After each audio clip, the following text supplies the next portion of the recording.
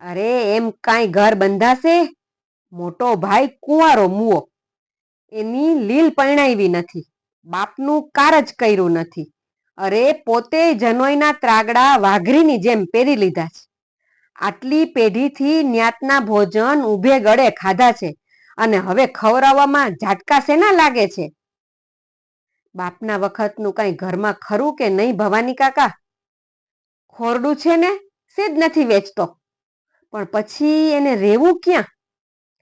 એને શું છે, વાંઢો છે વાંઢો. એને આપણા ખડવાળા ઓરડાની ઓસરીને ખૂણે ભલે ને રોજના 2 દાડબા ટીપી લે, કોણ ના પાડે છે?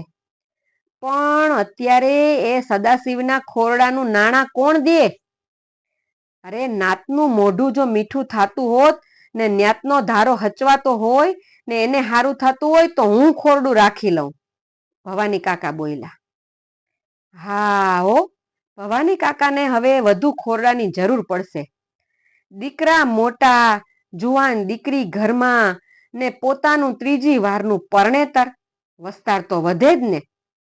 ભવાની કાકાએ સળંગ ઓસરીએ એના 2 સિરાબંધ ઓરડા ઉતરે એવું થાય.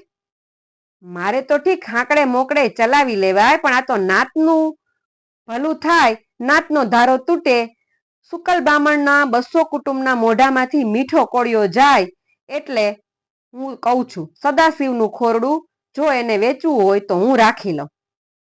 એ વખતે જ ભવાની શંકર કાકાની 15 વર્ષની કિશોર દીકરી મંગળા પાણીનું બેડું ભરીને ડેલીમાં થઈને ઓરડે ચાલી ગઈ.